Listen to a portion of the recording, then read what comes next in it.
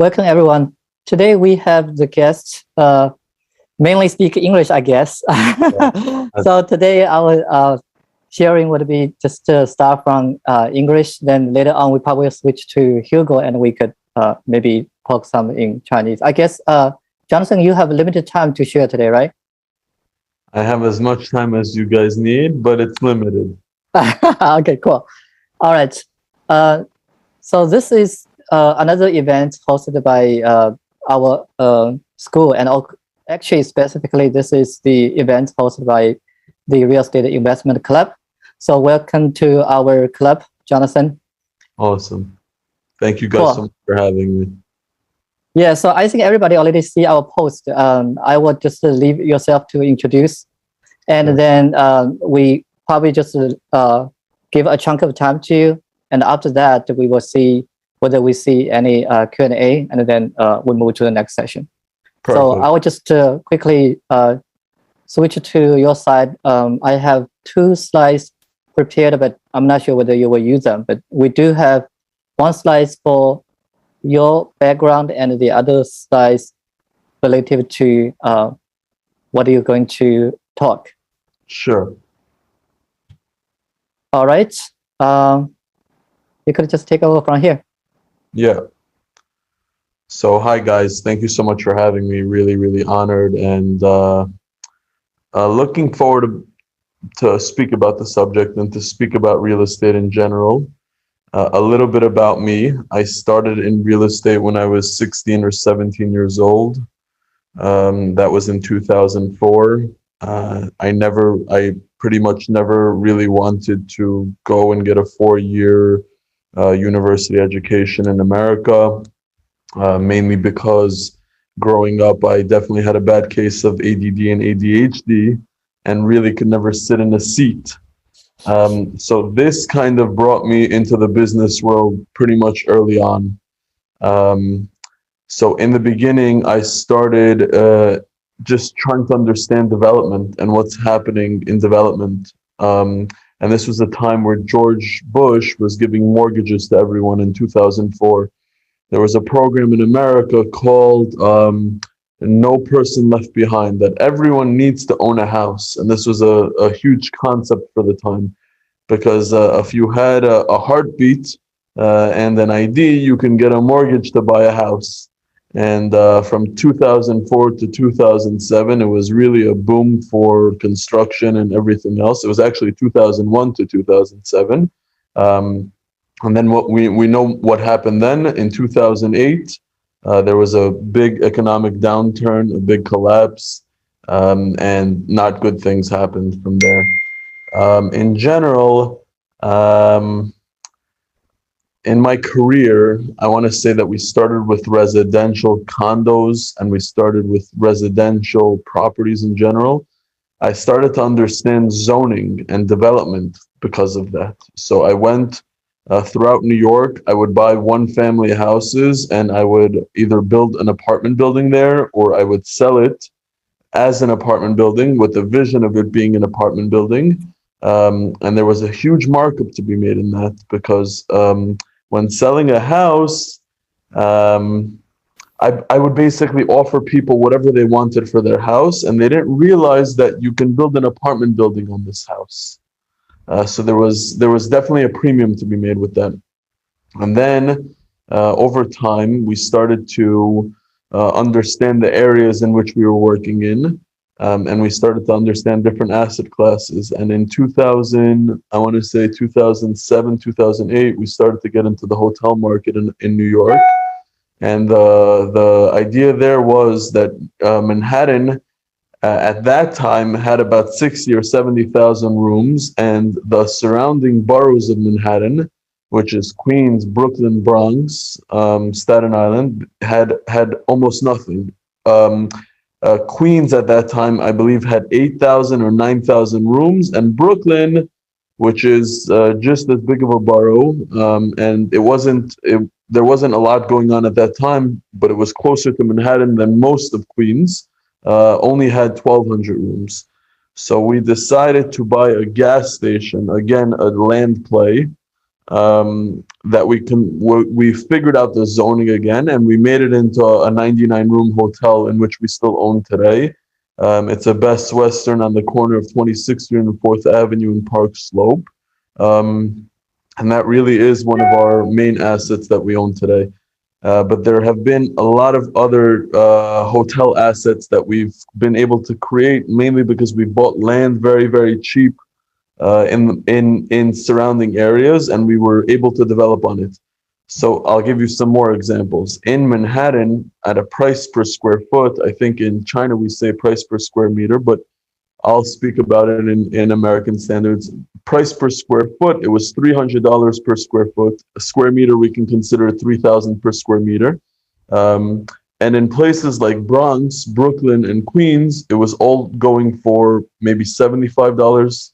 In Bronx was maybe $30, so 10% of the price, even though the distance from Times Square, which is the main area of Manhattan, was only maybe 10 to 15 minutes away on a train. So the discrepancy didn't make sense. And when we built this product in Brooklyn, we saw that we had a lot of European travelers come to us, and they were there mainly because our average daily rate was literally a quarter of the price of what was happening in Manhattan, but our yield was much better because we were buying these lands for 10 cents compared to Manhattan, and we were also building it for much cheaper. In Manhattan, you have to go through a union, you have to go through all sorts of bureaucracies to actually build something. So our niche was to buy in the surrounding boroughs. And then after that, we started to buy retail properties in regards to lands that we created into retail. And the story continued, started to do affordable housing. And in regard to the commercial portion of the business, that has become very, very successful. We still execute in the exact same way. What does that mean?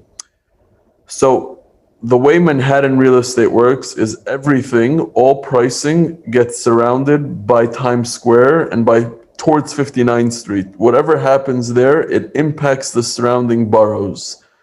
So as that becomes expensive, the city begins to grow. And over time, we've seen what has happened because of that. We now have Soho, Tribeca, all of that is getting nicer and pricier, and it's already untouchable. Then we went to Brooklyn, that started to become untouchable. Then we went to Long Island City and Queens, and that is becoming untouchable. For the past 6 or 7 years, we were investing specifically in the Bronx because it's the same distance as Manhattan and Queens, but literally a third of the price of Queens and Brooklyn. So now what's been happening is Bronx has went through the roof for the past 7 years, and we caught a really good wave there, like we caught in Brooklyn the 6 or 7 years before that. And now we're starting to invest in places like Yonkers. So we're going even above what was happening in the Bronx, and we're buying more land positions there. And I shared also that we would go through some case studies of the types of deals that we do. Since COVID started to take place, our positioning has changed even further. We started to decide to say, you know what, instead of just focusing on Manhattan, what COVID has really taught us, and I would say from 2019 to even before, since my parents' time of the 70s and 80s, everyone has been moving into the cities. This has been a huge trend. And if COVID didn't happen, that trend would continue. What is the trend? I would say that by 2025 or by 2030, 50% of the world's population would be residing in the cities. And I think what COVID has created was a reverse trend, not completely, but there has been a reversal. And the reversal, to me, now that COVID has kind of defined itself, I think people still want to move in the cities, but people also want to have some sort of rural land, a place where they can have a second home, put a tiny home, to be in nature. This is what I enjoy. This is what my family enjoys, where I take my children on the weekends to a farm. My son and I were in Woodstock yesterday, just to be able to be in the outdoors, because the cities, there's a lot happening in the cities. The cities, first off, are becoming more and more polluted. both in regards to cleanliness and in regards to noise pollution. My wife and I, we lived in the city prior to having our kids for 6 or 7 years. And at the end, it started to get terrible. And thank God we were able to move 2 months prior to COVID into a house not too far away from where we work, but it's a suburb. And we started to notice this trend amongst our friends as well, which were all having kids starting to move into the suburbs. And now we speak to more and more people, and they really all want a piece of second land that isn't too expensive but isn't too cheap either, and where they can build themselves a tiny home, or a regular home even, or a place for them to hunt, a place for them to just do outdoor activities like paintball or ATVing, or just getting together with friends, and they don't want to kill themselves over the price of land. So this is something that we've been focusing on and concentrating on. And it came about mainly because we're in the hospitality field. And in the hospitality field, we thought, and we've seen that there's projects that companies are taking right now that aren't, let's build 100-room Comfort Inn or Sleep Inn or Marriott or Hyatt. How do we get a piece of land where we can build, 50 to 100 cabins? And that surprisingly is cheaper and also less development risk, because basically what you're doing is you're buying vacant land and you are creating, you're creating very easy. There's companies that create tiny homes or barns of sorts, or even bubble tents or even regular tents where people are placing this. And there's companies such as Airbnb that are really heavily investing into tents. So sorry about this. Hold on, let me just close. So that are heavily investing into these hospitality projects. So we thought that was one interesting avenue to take, because as I've been a developer for 14 or 15 years, but I actually hate construction. Everyone that knows me knows that I hate construction. In New York, especially, there's a lot of bureaucracies you have to jump through to get into the construction world. So it would be so much smarter to be able to take a finished end product, to position them throughout a piece of property, and to rent those on an ADR basis as well, where it doesn't take an extreme amount to actually create these extreme amount of money. And now with Airbnb, that trend is becoming bigger. And what we noticed, we have a lot of hedge fund friends, and what they were able to tell me about the IPO of Airbnb is Airbnb, it's not going to overtake Expedia. It's going to be something completely new, where there's going to be developers specifically building for Airbnb and specifically creating experiences for Airbnb. And I know a lot of people in that world, they have Airbnb reaching out to them and saying to them, you know what, why don't we create an experience together? We want to promote this on our website. We want you to have tents. We want you to have all sorts of crazy outdoor concepts where you can rent these things out, and we would promote you like Expedia promotes a hotel, which I thought to be very interesting. So that was one avenue that we thought about and that we explored.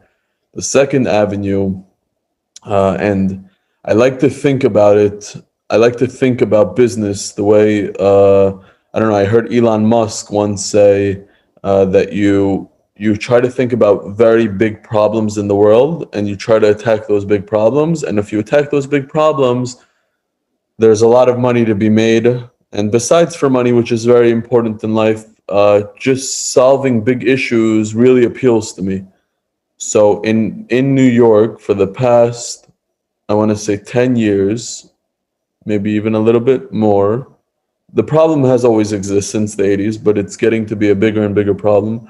A lot of homeless people are overtaking what was going on in the Bloomberg administration, where Bloomberg really kept the streets away from homeless people. He brought them into shelter housing.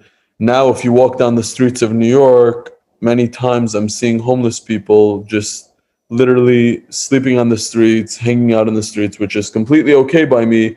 But I know in the hospitality world, Mayor Bill de Blasio was able to rent out hotels and create housing for homeless people there, or housing for battered and abused women. There's all sorts of programs out there that are nonprofit based. I did research on this, and I saw a program in Detroit, and I'm going to continue to say that in California they want to take this on. I know I saw a program in Detroit where the government started to take rural vacant land, and they started to build out incredibly small tiny houses, maybe 100 square feet each, to build specifically for the homeless. Now, if you guys understood what the budget is for, on a nightly level, for New York City to pay for homeless people, for one night that we spend here, we can literally get almost every single homeless person a house, a tiny house on a rural vacant land. So it makes no sense. Why would we continue to spend our crazy tax dollars when we can literally give every single homeless person a house? So this has been also one thing that has been motivating me to continue to think through how to better humanity. The statistic is that in America, 97% of the property is vacant land.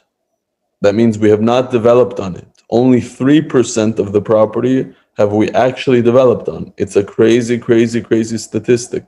I guarantee you in your country is probably the exact same statistic. There's a lot of rural land out there. If you go into places like Eastern Europe, it's much more than even 97%. I would even assume 99%. So it's a crazy opportunity in regards to, we can solve a lot of the world's issues this way. Let's think about another issue that Hugo and I were speaking about before. We discussed solar farms. Solar is incredibly important as a renewable energy. It's the new oil. The people that want to avoid thinking that, I think as time continues, they're going to realize how much incentives these governments are giving for solar. It's absolutely insane. Or wind projects or hydro projects. These are all based on finding vacant land and connecting with solar people that are able to help. These solar people don't have time to find the land. They need people to help them bring opportunities in regards to land. Hugo and I discussed this on some of his projects. We're also exploring it for some of our projects. So this is really where we are. This is really what we were thinking. Next opportunity that we thought about.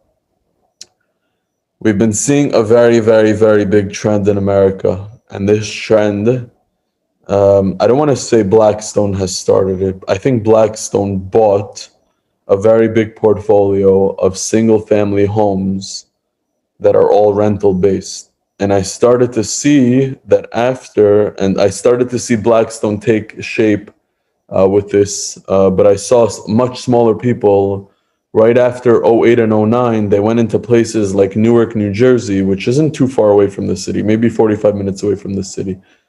But they started to buy houses, literally 100 houses at a time for $30,000 a piece. 200 houses at a time for $20,000 to $60,000 a piece. Today, these houses are worth maybe $400,000 a piece. And the whole concept there was, can we buy many homes in a given area? Can we create management for these homes?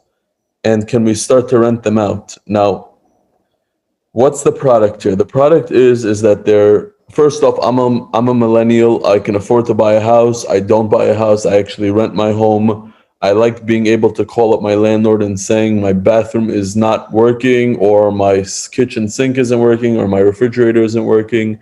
It's just a new concept that my parents, they completely can't comprehend why I wouldn't want to buy a house.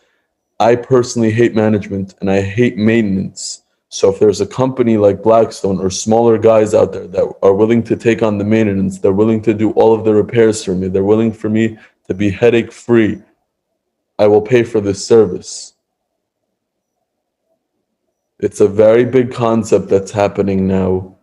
I don't know if it's taken effect into China. I know in America, this is a new trend that's been happening, where companies like Blackstone, you think about Starwood, you think about Sam Zell, Equity Residential, they're all taking on these huge institutional positions in single-family rentals.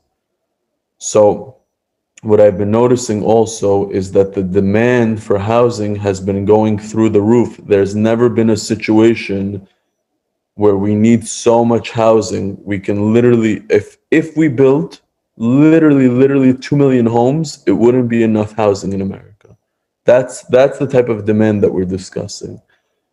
So when I think about vacant land, I also think about the opportunity here. Mainly because when you think about it, these home builders, they're gonna need properties to build on. And this is pretty much what we've been focusing on. So now if it's okay, hold on, let me just see the time.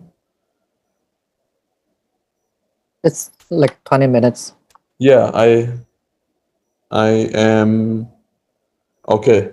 So for the next 20 minutes, if it's okay, I'm gonna go on to discuss how we are finding deals and what you guys can and should look for, okay? I think the best thing that I do is I'm able to find good deals. I know an extreme amount of people in real estate, and I can say that 98% of them have no clue what to look for in regards to a good deal. They just have a lot of money to work with, so they want to put money out. They don't really care if it somehow underwrites to 20 IRR, they're into the deal, and it's all wonderful and dandy. We look at things a little bit differently from how we work. First off, I want to say maybe it's a positive, maybe it's a negative, but thank God I'm not institutional in nature. Even though I run a family office, it's pretty large. We do a lot of successful deals. We're smart guys. We have a lot of institutional type characters working for us, all Ivy League education. We don't have to answer to anyone. What do we look for in deals? And I speak to funds because they want to invest with us and all of that. And they say to us, well, what are you guys doing that other people aren't doing? Okay. What's very important. Yes. Can I continue? Sorry, I think somebody was just unmuted by accident. Yeah. Okay, all good. I'm going to continue if it's okay. Yes, please. Okay. As you guys have been noticing, I'm not really reading any of the slides. I'm just speaking from my heart right now. I'm going to tell you what it takes to find a good deal, okay? The first question I have my acquisition team ask is not what the deal is, what type of deal is it. The most important question when we find a deal we like is, why is the person selling? We literally ask this question, why are you selling? Okay? We consider ourselves a special situation fund. What does this mean? What is special situations? We hear it so often in the hedge fund world, in the private equity world, in the debt world. Special situation means that I'm looking for people that unfortunately cannot make use of their real estate for whatever reason, okay? Oftentimes what I want to hear back is a person might be going through a divorce, might have a partnership dispute, might be retiring, might own a lot of real estate but has no one to pass it down to. I oftentimes hear that. It's these types of conversations where there needs to be a story that adds up. There needs to be a story that adds up. A fund also is a good place to buy from because they need to sell. Basically, a fund, how does it work? They need to hold on to this money for a period of 5 to 7 years. 5 to 7 years rolls by, they have to sell. That does not mean that they're getting the top dollar for their property.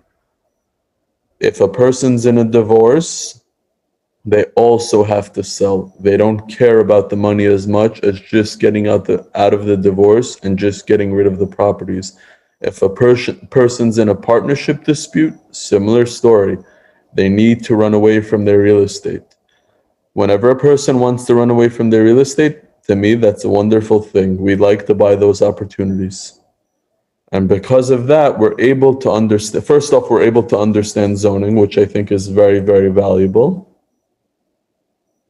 And we're also able to structure deals where oftentimes I let the people, whoever sells it to me, choose the price, but I'll choose the terms. And I'm going to go over a couple of deals that we've done where that has taken into effect. Also, I know the way I like to look at things is try to buy in places. So if a place became very expensive over time, try to buy in places that are right next door to the places that became very expensive in a quick amount of time. To us, that was Williamsburg or Brooklyn, and then it became Long Island City, where prices literally went from $50 per square foot to $300 per square foot in a period of 4 years. So you're 6xing your money just by holding on to land and not developing it, which is a crazy, crazy concept. To think about not developing, you're adding no value, but you're buying correctly. And because you bought correctly and you hold on to things, the value increases for you. I'll go over 2 separate deals. So deal number 1, which I really, really liked, we bought a property on South Broadway in Yonkers. I know you guys might not know where it is. It's right above the Bronx in Riverdale. It's 579 and 587 South Broadway. And also we bought across the street, 558 South Broadway. Basically, we drove by a property, vacant land, and we called the owner up. He was running a car shop of some sort. We called the owner up because there was a for lease sign on it. And we said, hi, we saw your properties for lease.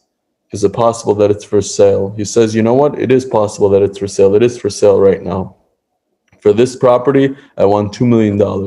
So I always ask my second question. I hope you guys are taking notes. My second question, besides what's the reason of why you're selling? My second question is, do you provide seller financing? Seller financing is incredibly, incredibly, incredibly important to me. Not everyone likes it, especially on the institutional level. Seller financing is the owner of the property provides a note to me to buy the property. So I bought a property for $2 million. The owner provided financing of $1.5 million, interest only, which I only pay interest for 5 years, and then I have a 5-year renewal period. So it's 10 years, and the mortgage document I signed was 2 pieces of paper. If you are dealing with a bank, I don't know about China, but in America, it's literally could be 50 to 100 pieces of paper where I'm signing my life away. If God forbid I default on these properties, they take back not only the property, but they then can come after me, which is important to always ask for seller financing. Okay, so the guy, I put $500,000 down into this property. Today, I'm getting offers of this property of $4 million. So if you think about it, I put $500,000 down, and on that, I only bought this 1 year ago. I created a value of $2 million. So I 4x'd my money, which is a very, very crazy thing to do in any sort of investment, but especially real estate. Across the street, very similar story, different owner. And you'll find markets like this. We went into contract for $800,000. We put $400,000 down. The rest was a note of $400,000. And we were able to get an offer of this one for $1.7 million. So again, we 2.2x our money in a period of a year, which is a crazy, crazy return. So consider these things when you're going into your investments, whatever it might be. How can I buy something and what will be the return on that money? That's all you care about. What is the return on the money? At least that's the only thing we care about. Next, I'm going to go over a couple of deals if that's okay.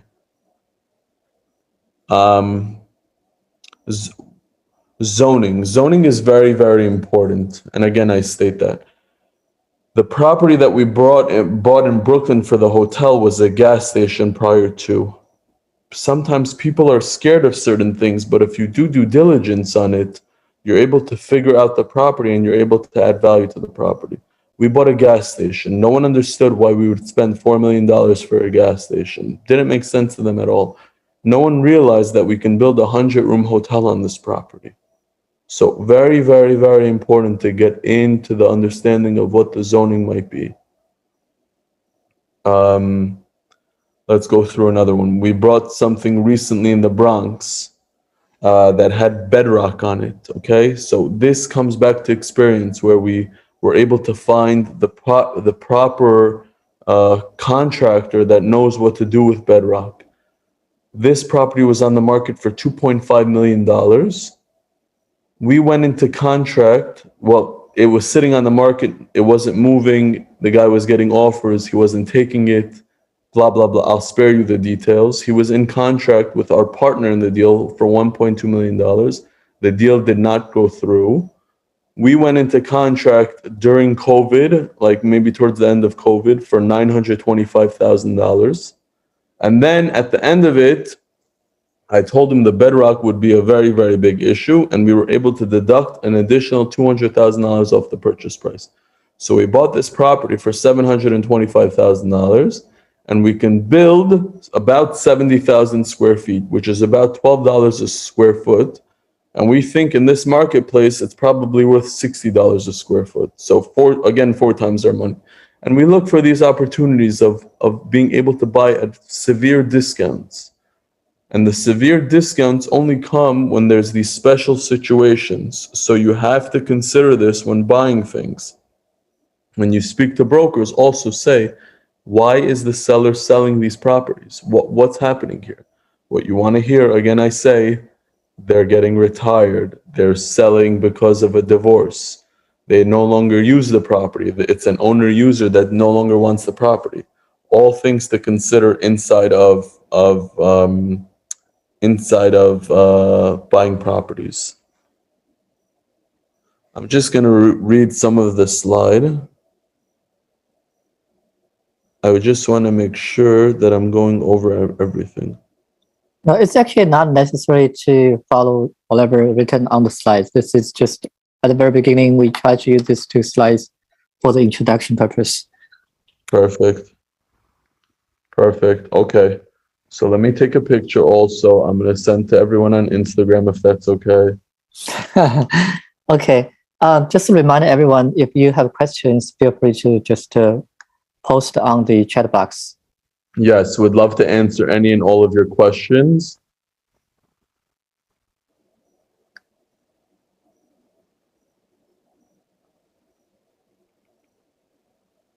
And any questions you might have about acquisition or financing or even development. I think there's several questions. I myself actually have several, but I would answer the question from the chat box first. Sure. You could just listen. I will just read to you. The first question is, can you explain more for the owner financing? How does that work? Yeah. What is the rate, etc.? I think this is a basic question about owner financing or seller financing. You could probably just give the basic logic behind that. Yeah, I'm gonna dive deep into it because I think it's super important.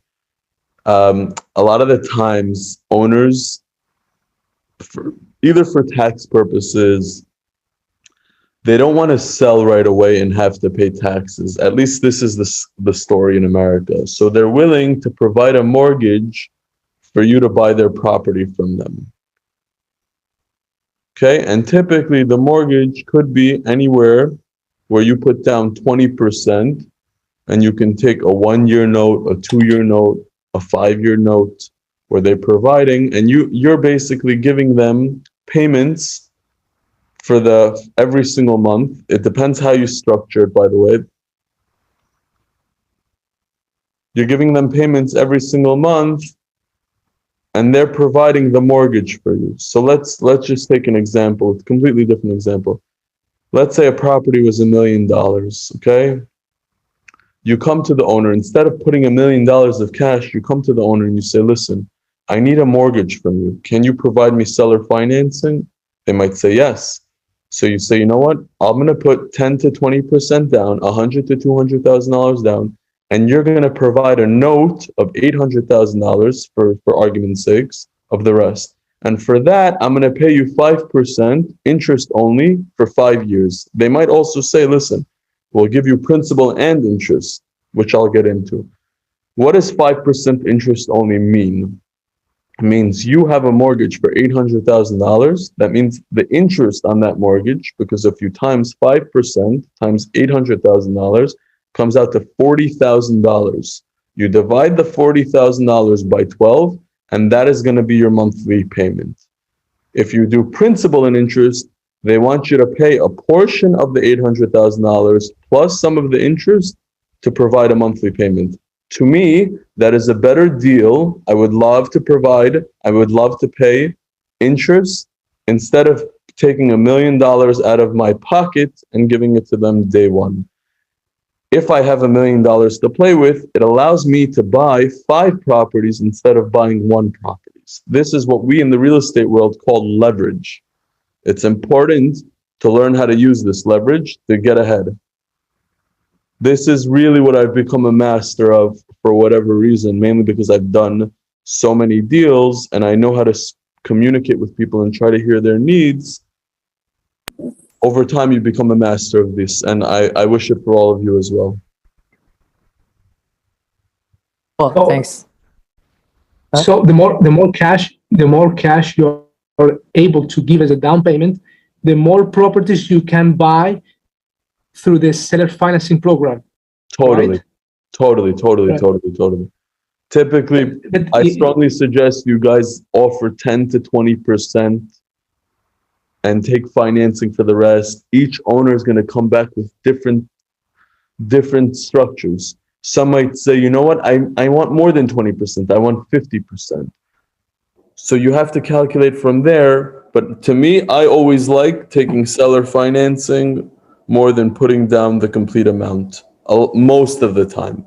If the seller's crazy, I typically will pay all cash, not to have to deal with them. So just keep that in mind. You want to deal with easygoing people, and the whole benefit of seller financing, again, I say this, the documents are very, very, very, very, very important.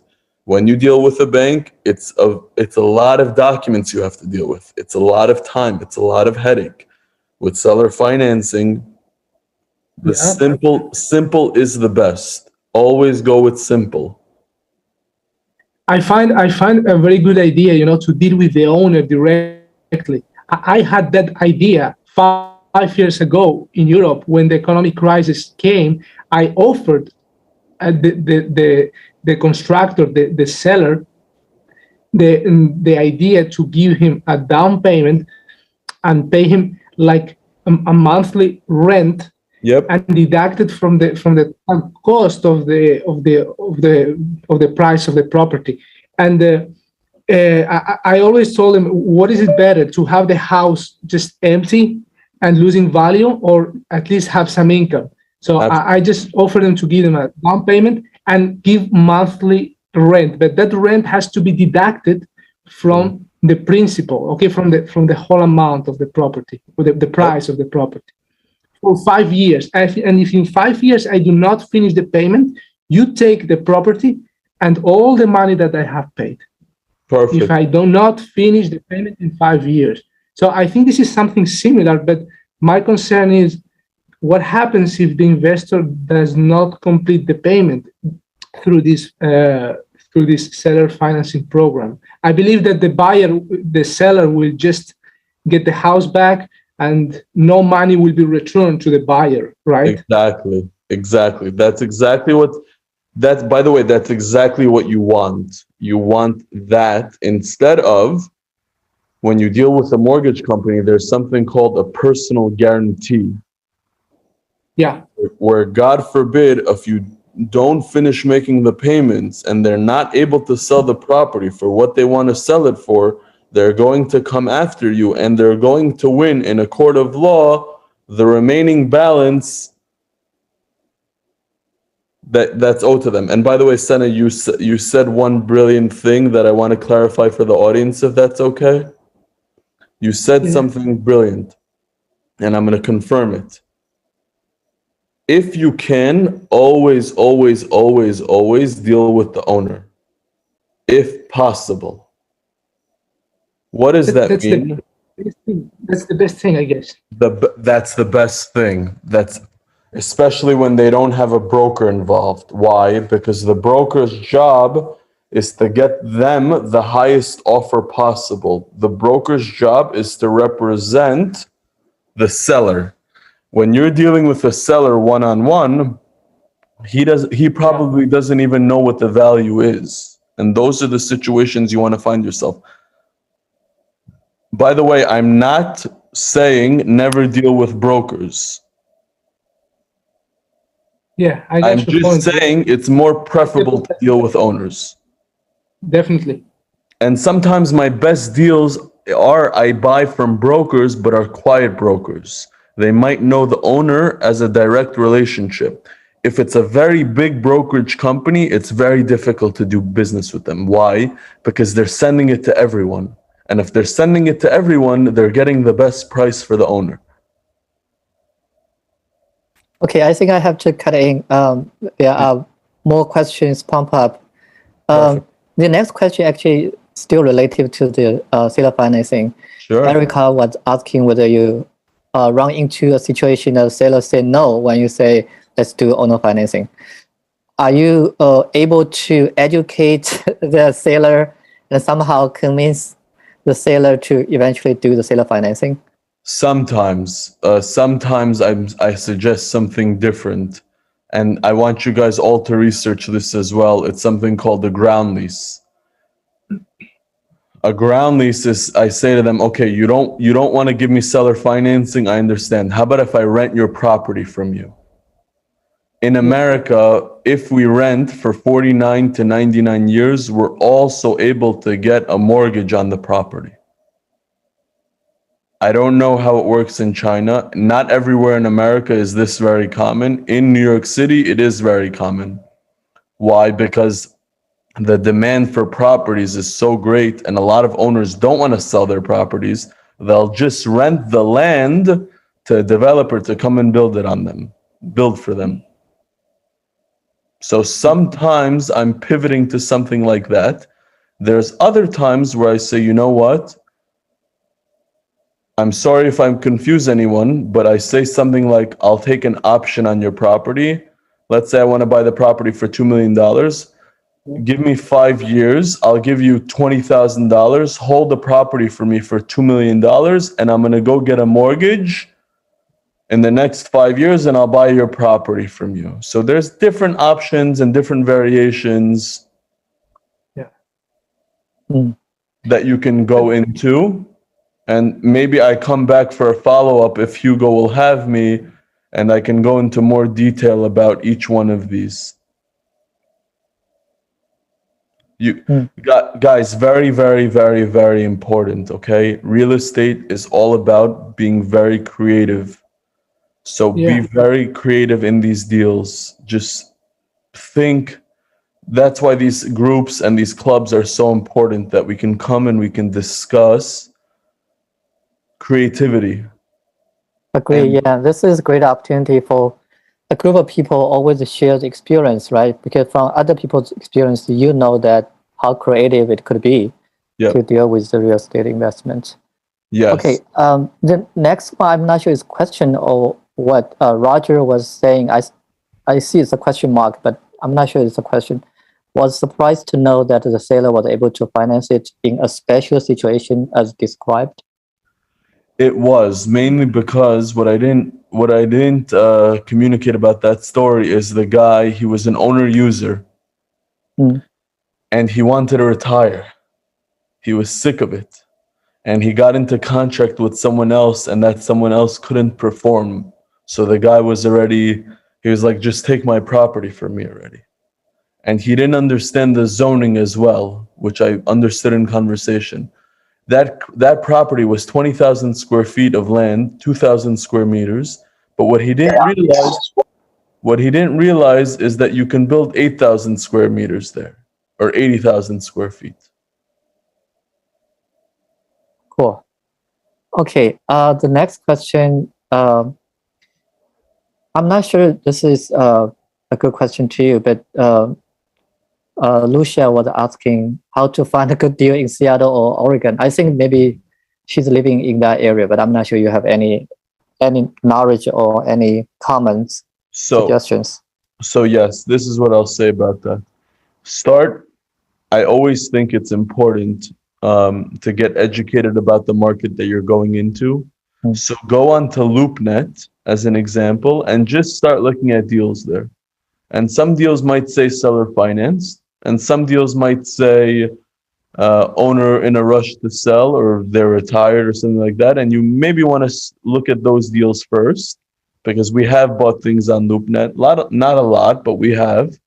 And just get educated there and just start calling people up and start asking them the question of why are they selling, and start just to get familiar with specific areas. And then I think the next thing to do is compile a list of all the brokers in that area and send them an email and say, this is what I'm looking for and this is why I'm looking for it, and shoot them an email, and you're going to have deals start coming to you. And when you start to get more and more educated about the area, then you can start reaching out to owners directly. Those opportunities will find themselves to you as well. Jonathan, there is something I want to ask you. I want to know if in the States it happens the same, like in Europe. One common thing that I found in all buyers is that they are reluctant. Somehow they don't want to wait like for 4 or 5 years to get the payment of the property, because they think that I agree. So how to deal with this problem? I always found out that they always tell me, I'm not going to be waiting for you 4 or 5 years to get my money back, you know? So suggest I always try to. Senna, it really depends on what the business plan is and what type of property it is. Just make sure that you're buying it under value. If you're buying it under value, you can also just take a note from them for a year. You know what I mean? And then sell it within the year. I see. Yeah. For a year. Yeah. We got it. Always, guys, in real estate, it's about what is the business plan. By the way, the business plan might just be to buy a triple net leased asset and hold on to it. That might be the business plan.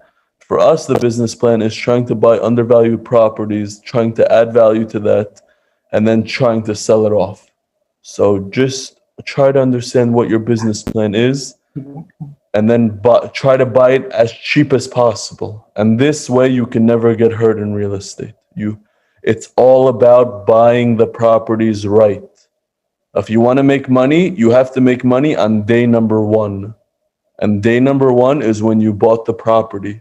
When you bought the property, there should be enough value there that you can sell it the next day and make money. Please remember this. Good suggestions. Okay, let's move on. The next question, you just want to flip the raw land, or you would like to hold and develop then finally sell? I think you mentioned, right, you do not like construction. So I don't like construction. The best thing for me is if I'm able to find people to collaborate with on the land. So solar companies as an example, wind companies as an example, so that I can hold on to the land and have a tenant that pays me. If the price is right, I'm okay to sell as well. So just FYI, I have these debates almost every single day with myself. A lot of the assets we try to hold on to, a lot of them we try to sell. So it's give and take. I'm not married to anything also, and I don't fall in love with properties. This I learned very, very early on in my career. There have been mistakes in regards to holding for too long, but thank God, for the most part, I have not lost money in real estate on any deal. Great. The next question actually exactly the question I want to ask, because you mentioned, I did take notes. You mentioned that you usually give the price as the seller is asking for, and then you negotiate on the terms. So Karis was asking whether you could share some terms that you usually use to negotiate. Okay, guys, I'm gonna make you all very, very rich. So please write this down. There's a concept in real estate called due diligence. Due diligence is a very, very, very, very, very important concept, and it's something that at this stage of my career I never compromise on. I always ask whoever the seller is for some form of due diligence. If they say no, 99.99% of the times I've walked away. I'm not saying that this is everybody's strategy. I'm just saying this is my strategy.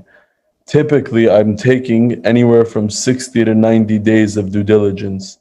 In those 60 to 90 days, I'm trying to understand the market in those places to make sure that I'm getting a good deal. If I'm not getting a good deal, I'm taking my money off the table. So let's just discuss the deal if that's okay. I'll discuss the deal that we're doing now. Right now, we're buying a property for $1 million. The deposit is $50,000. There's due diligence of 60 days, $50,000. I'm putting the $50,000 down on contract. Then what am I doing? I'm contacting all the brokers in that area and I'm saying, listen, some of them I have relationships with. I'm saying, guys, this is the property I'm buying. Can you please tell me what it's worth? Because I know zoning also, I have a good indication in my mind of what it's worth. So then when I hear from them, listen, you're buying it for $1 million, but today on the market, we can probably sell it for $2.5 million. I know that this is a good deal for me. So always, always, always, as much as you possibly can, take due diligence time. I see a lot of real estate investors not valuing due diligence time properly. Even ask for 6 months of due diligence time. And some people, because they can't sell their properties, they'll give it to you. So don't be scared to ask for crazy things, because my mother always told me, unless you ask, you don't get. So ask these crazy things of people, and you'll be surprised because they might actually do it. People might not understand real estate. They might be in desperate situations. They might, like when people deal with me at this point, they're seeing a person that understands real estate. They might not understand real estate as well. And they know that I have the ability to unlock value in their properties. So you want to get to yourself to a point where you can unlock value for the other people's real estate. Due diligence time, very, very key. I'm going to go to the next question because I see them piling up. Yeah, I see many questions pumping up. So we probably have to either cut somewhere or speed up a little bit. I'm going to speed up. Yeah, the next question probably we could speed up a little bit. When it's about the option. So do you need a lawyer, first of all, to construct the deal? I do suggest, first off, if you have an option agreement, you need to do it once, get a lawyer. And then, the second half of the question is to confirm whether or not the seller can sell the property in the option period. I suggest that also. Don't shy away from that. Okay, so for that, I like to say in my contracts, I can assign it to an entity that I create.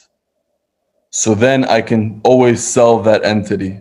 all I need to do is create the entity. So if you want to be a little bit tricky about it so that they don't know that you're selling it, you can write that. But in my specific contracts, I do write that we can assign the contract. Though I can tell you very concretely, I have never in my 17 years of real estate, maybe once or twice, have assigned the contract. I've always bought the property first and then sold the property. To me, it's just safer to do things that way. So consider that as well. It's always very, very tricky to deal with contracts. Like to sell a contract to somebody, there's always some sort of disastrous mess that happens for me that never works out. So I like buying things and then I like reselling things if I am going to flip. If I'm not going to flip, I like just holding. And by the way, these options also have value. Yep.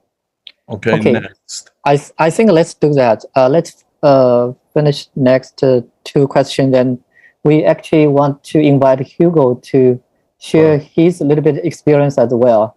So let's finish this questions from Christy and Grace. Christy asking about the rezoning. Maybe you could talk a little bit about how a newbie could learn the rezoning. Okay, rezoning is very difficult. Rezoning is implying that you're taking a piece of property and whatever the zoning is for that property, you would have to change the zoning. The zoning, finding out the zoning on the property, all you actually need to do is Google whatever the county or the city is, and I'm sure it might be similar in China, maybe it's a little bit. In New York, we have amazing zoning laws. We thought of everything here. Outside of New York, what I'm starting to realize is the zoning laws are a lot more vague. You want vague zoning laws. Vague zoning laws allow you to build whatever you want. So in China, what I personally do, Google. You Google, for example, let's just say Dutchess County, which is a county in New York. Dutchess County zoning. Then I see what the property zoning is via some sort of mapping software. And then after that, the mapping software is able to tell me the zoning, and I'm able to research the zoning just by Googling. So please use Google. Next. What kind of qualification do you need for seller financing? None. Cool. Yeah, this is something everybody could try. It's just you have to know the process, and you, as Jonathan mentioned, you need to have a good contract to sign, not just randomly have the very not well organized way to do that. Please make sure that you have the supporting attorney to help you. Totally get the supporting attorney. You can even pay him a couple $100 or whatever. But you do not need, you do not need a specific qualification. No, you definitely do not. Grace asked a question. I think you pretty much already covered, but let's see whether you have something to add. Could you explain why you need to know the seller is selling?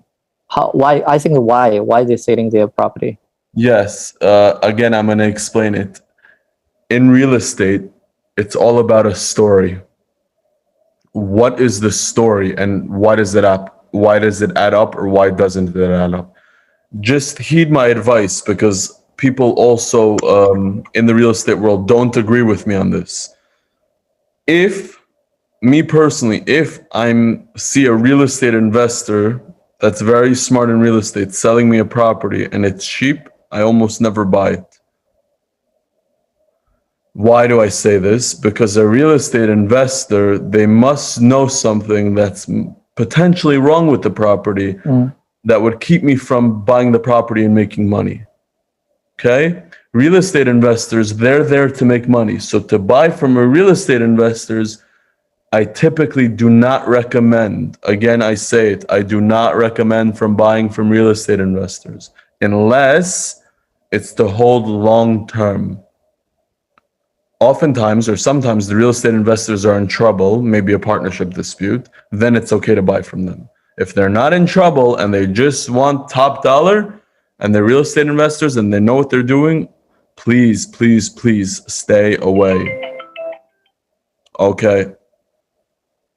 All right, cool. Okay, I think let's switch the topic from here. Hugo, are you online? Yes. Yeah, I know Hugo and Jonathan are good friends as well. So yeah, we actually have a lot of content already. Maybe we this time we are a little bit aggressive. We reserved like 10 or 15 minutes for Hugo to share his experience. So Hugo, I think it's up to you. Also, Jonathan, it's up to you whether we later on switch back. But Hugo, you could speak in English or speak in Chinese, because I think I think all the audience right now could understand both sides. So it's up to you. Hugo, if it's okay, I'm gonna stop the video. I'm gonna let you speak, and I'm gonna mute myself. I'm gonna eat, but I'm going to listen to you. All right, perfect. So I'll speak English for you, Jonathan. Thank you. Yeah, so basically, I really agree a lot of stuff Jonathan just mentioned. And okay, first of all, I think this is not really a class. This is more like a sharing experience. So if you have any questions or anything, just type your questions in the chat box in English, Chinese, whatever makes sense for you. And yeah, like two parts, like I really want to emphasize on what Jonathan mentioned before I started sharing my experience in the real estate. First, real estate, it's all about the story. It is super, super, super important. Why are they selling? That's the most important thing ever. Because first, like Jonathan mentioned, buying a property, that's when you make the money. You buy cheap. That's the most important part. But how can you buy cheap? Everybody who sell the property, they want to sell for higher price.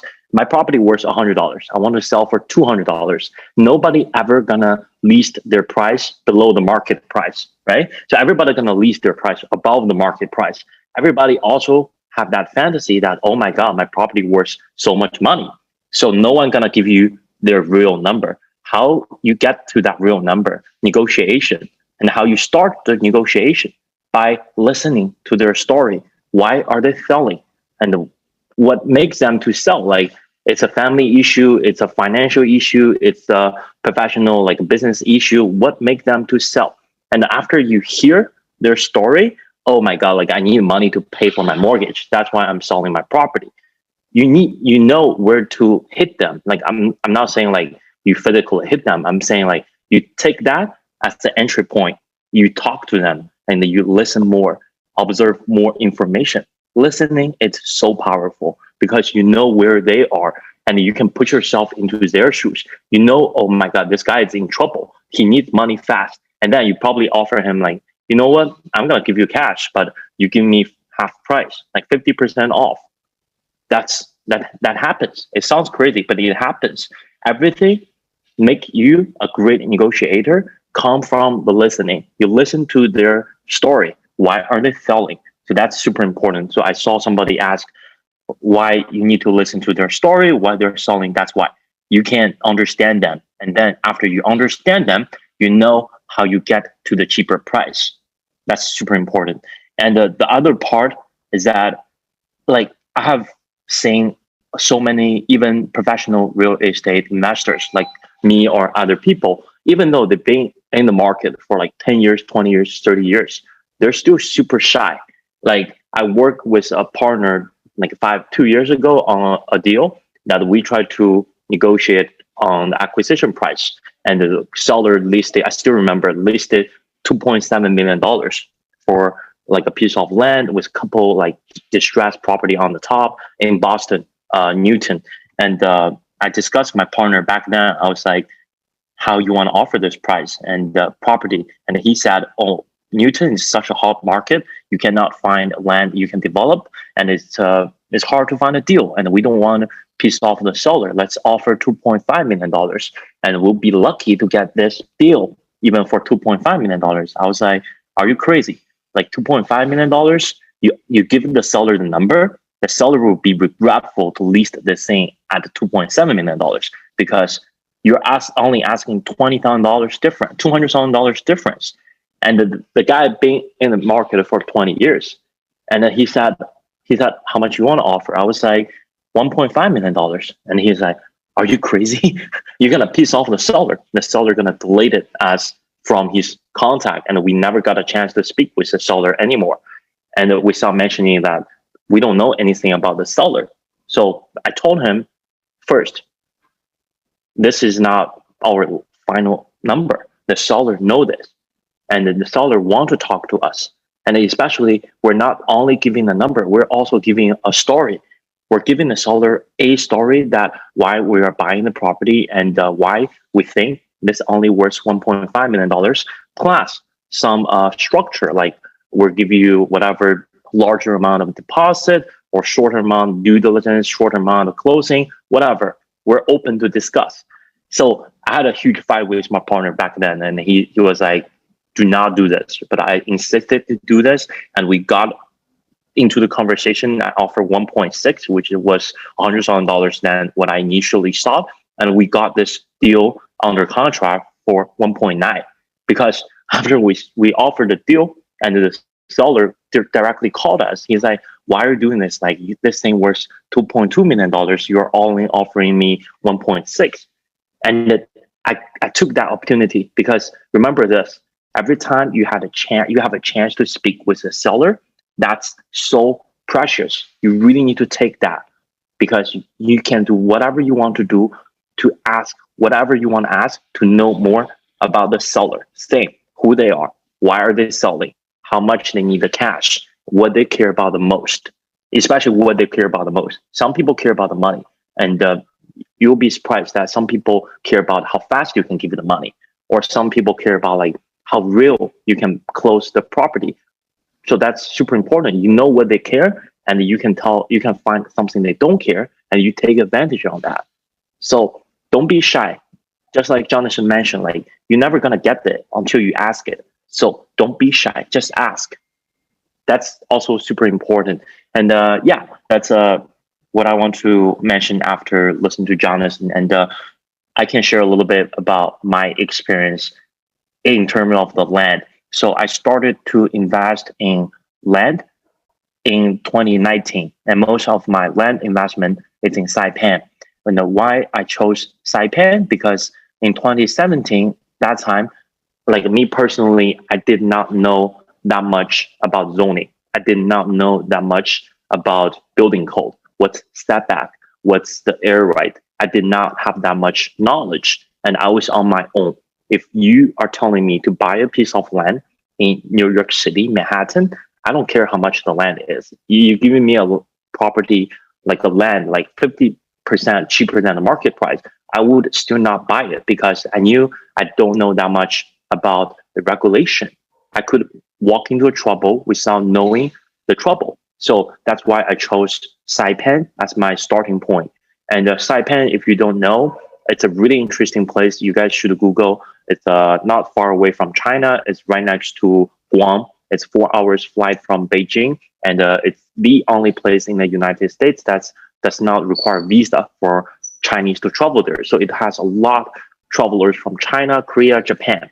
And the other reason I chose Saipan, because Saipan has a huge information gap. So that's something I also want to share with you guys. You guys should really take advantage of it. Find the market or a specific people who do not know that much about the property or the real estate. In Saipan, particularly, we do not have Zillow. We do not have MLS, which means you cannot find how much I pay for the land or how much my neighbor pay for his land. So it's really just like a blanket. And I know in Saipan particularly has 3 different markets within one market. First, it's the US brokers, or Canadian or Russian, the English speaking brokers. Second, the local people. The local people we call tomorrow. And some of them speak English, some of them don't, and they own the land. And third, it's the brokers, Chinese brokers, Korean brokers, Japanese brokers. And those are 3 different people. And specifically, like when people from China, Korea, Japan, when they come to Saipan, they buy piece of, they might come for trouble, but they see the beautiful ocean, the blue sky, all the everything, like a perfect island, and also a territory for United States. They think this is a great place to invest. And then they want to buy a piece of land in Saipan, but they don't know what's the average price there. So they listen everything from the broker. And what broker is doing to take advantage of those buyers is that Saipan, right now, the land is super cheap. It's way cheaper than the land in China, Korea, Japan, or even Malaysia. So even though they double whatever they pay to buy the land, they can still sell the land. That sometimes see they bought the land from the local people for like $40 per square meter, and then they sold the land for $200 per square meter. That's still crazy, but $200 per square meter on the ocean, on the beach, is still cheap for some of the investors from Asia. So they really took advantage on that. And how I took advantage on them is that I noticed where they buy the land, and I buy the land right next to it. And I don't spend crazy amount of money on my marketing. I just clean my land. I make my land more presentable. I clean the trees, the grass, and I put some really nice, I don't know, fence or whatever, and to make the land cheap. I would look great, but by paying small amount of money. And then I put a board there with my WeChat number, with my phone number, or my local contact's phone number. I just put there and they say for sale in multiple language, in Chinese, Korean, Japanese. And the interesting part is like when those buyers see the land from the broker, they always see my land and they call me. And then when they call me, I never tell them how much I want to sell my land. I ask them how much you want to buy my land. And sometimes they offer double or triple than what I pay for. And I still pretend, oh, that's too cheap. I want to get a little bit higher. Let me get more. And then I really just negotiate for a higher amount of money. I really take advantage of their marketing structure and all the money they spend to get those people to travel to Saipan from all over the countries in Asia. So I think that's also super important for everyone here. Like no matter you're in Seattle, you're in California, Florida, you always need to find where is the information gap, and you take advantage of that and try to know more than everybody else, just a little bit more, and it will make you a great successful deal. And as one person also mentioned, like how to like any strategy to negotiate on the deal. I saw that question. I can tell you that the best strategy is to prepare. Like I mentioned, like know the story and then know the deal, know the market. Just learn everything before you even call the seller. Be prepared. Yes, and the other thing, like I discussed a lot with Jonathan in terms of the solar farm. And a lot of you may know that I'm also buying a golf course upper state New York, and it's a big land. It's 140 acres. And after I got under contract, multiple people approached me, be like, "Hey, Hugo, you are under contract for this huge golf course. Let me rent your land. Let me rent your golf course. I want to sign a master lease or ground lease with you." I was like, "Why are you doing it?" He's like, "I want to build a solar farm there because it's already flat, it's already clean. They can easily build a solar farm there." That's super interesting. It make me super interested because why are they doing this and what's their return? And I look into this. I have seen some national firms like online. You guys can easily find on Google. Is that if you have a piece of land, you talk to them and they will see, oh, your piece of land is qualified or is not qualified to be my solar farm.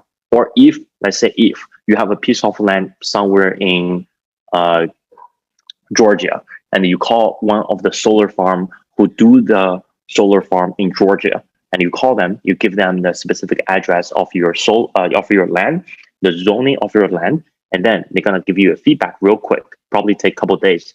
Oh, congratulations, your land is qualified for the solar farm, and then they're gonna start other due diligence process, like some other factors. But if you're lucky to pass all those, they will master lease your land and build a solar farm there, and they're just giving you rent every year or every like couple of years.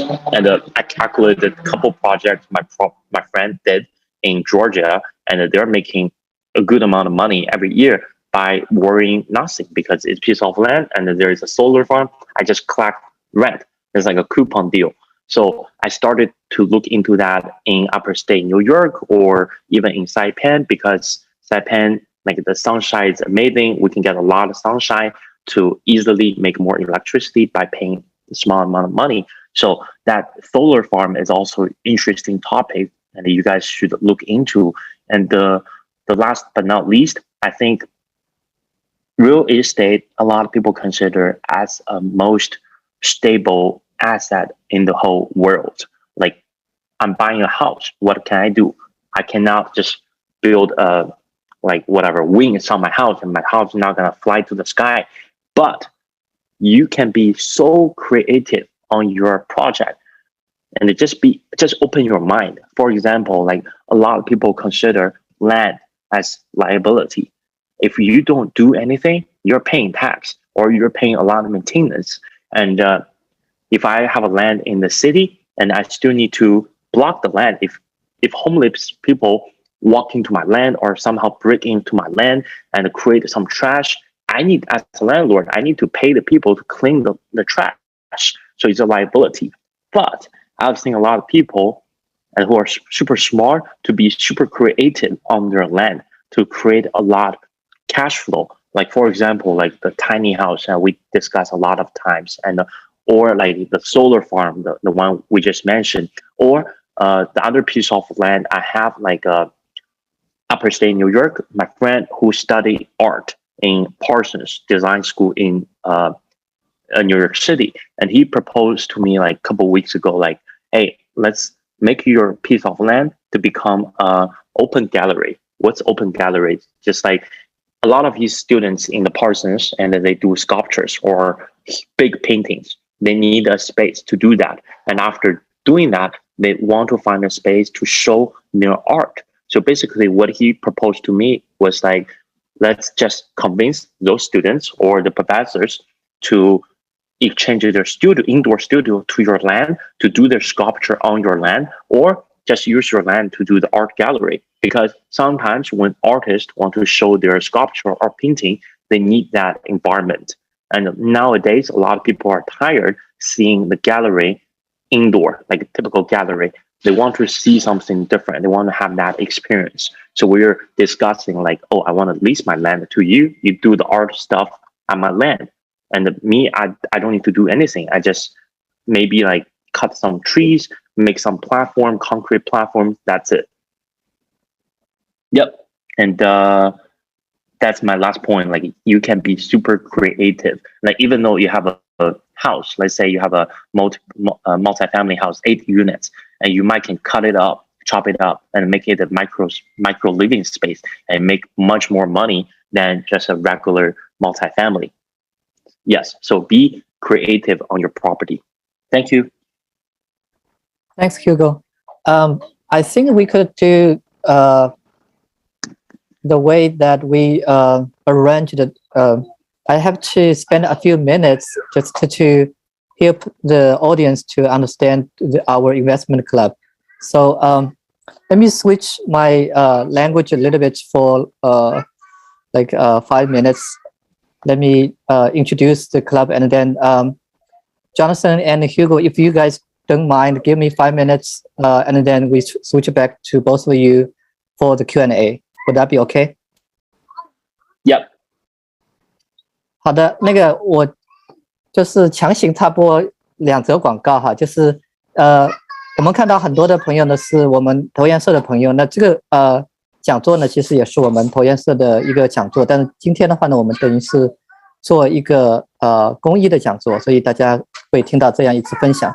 那其实我们在投研社是每个月都会有这样类似的分享的，所以如果是从分享的角度，大家想要多接触这些不同的投资的方向、不同投资的类型和刚才我们讲到的不同的投资的这些决策策略的话，我们是希望大家可以考虑加入我们投研社来更多的分享。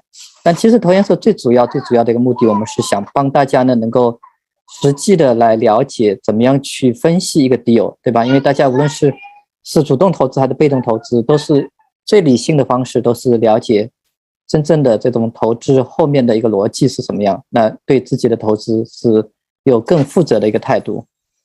那我今天呢可能就没有时间go through 所有的 detail 了，我就是想还是借用上次的2张 slide 给大家讲，我们其实是每个月呢都会有1-2个 deal off market 的 deal 呢会跟大家讲，这是我们之前从1月份到3个月之间我们做过的这个12个 deal。那么我们很快其实下一个 deal 我们也准备好了，下一个 deal 也是 Hugo 有参与的，然后其实下面2个 deal 都是 Hugo 有参与的。我们刚才他提到的我们这个大自然民宿的这个项目，我们就是这个项目我们回头在9月3号的时候呢会跟大家具体再聊一次。这个项目呢我们之前已经聊过一次了，而且这个项目后期是可以投资的，所以呢我们这个项目会在下一次分享的时候再具体的展开，尤其是上次没有提到的关于这个项目的一些财务分析以及这个项目的这个前景。那这个项目的话呢，我们现在就是会给投研社有一个优先的投资的机会，我们也会在投研社先讲。那大家如果对这个项目感兴趣的话呢，我看那个我们小助手帮我发一下，好像已经发了我们上次大自然民宿的这个讲座，大家可以看我们这个 chat box 里面关于这一个讲座的这个上次讲座的录播的视频。然后我们其实呢今天晚上呢我有一个就是这样一个 deal， 就是大家可以以一个比较优惠的一个价格，我们有一个99块的优惠券，大家可以先进来，然后呢来参加一次商业地产的案例分析。那么很可能就是这个大自然民宿这一次，那如果这个民宿这一次你参与不了的话，你可以参与下一次，我们也是一个新建的项目。那总之呢就是我们会有一个大家进来之后参与一次项目的这样一个机会。然后我看到这个上面的这个价格呢也是优惠的这个价格，反正大家这个报名的基本信息呢就联系我们的小助手。另外呢我再很快的说另外一件事情，因为今天我们的话题是关于土地方面的投资嘛，所以我想提醒大家，其实我们接下来的这个周末其实就是长周末的这2周吧，我们会有 Frank 老师来讲这个土地投资。这个土地投资呢我们吸取了上次给大家的一些投资的反馈，我们把这个课程呢拓展成为2周的课程。大家可以看到是不是说一次性就讲完，我们会有2个不同的 session 来讲这个课程。这个课程里面就会比较系统的，其实我觉得很多的问题，我们今天聊到的很多的问题都可以在这个课程里面得到解答。那今天因为时间关系的话呢，我可能没有办法展开跟大家讲这个课程的具体的这个情况。那大部分的人我相信大家对 Frank 老师已经很了解了，因为他之前在我们学堂做的这个，其实现在也在上的这个 tax sale 的课程和房博士一起的，是受大家普遍的好评。那这是Frank 老师第2门课，也是他的这个土地投资的后面我们其实还会有一个 coaching program 的一个前续课程。也就是说大家学完这个课程之后，如果不过瘾的话，想实地操作的话，还可以跟着 Frank 老师再进一步的进入到这个 coaching program。我就很快的也提一下，因为我们其实9月1号我们所有的课程包括后面的 coaching program 都会全面涨价，那么今天基本上可能就是我们报这些课程的 last chance， 所以跟大家强调一下，包括这个 coaching program 课程的价格我们也是会进行调整。我看看这里面可能对内容比较多，我可能没有办法全部 cover， 就是提醒大家一下，这个土地课程、土地的 coaching program 以及如果还没有在投研社的话，可以联系我们咨询我们这个投研社和土地投资相关的这些信息。好，那如果你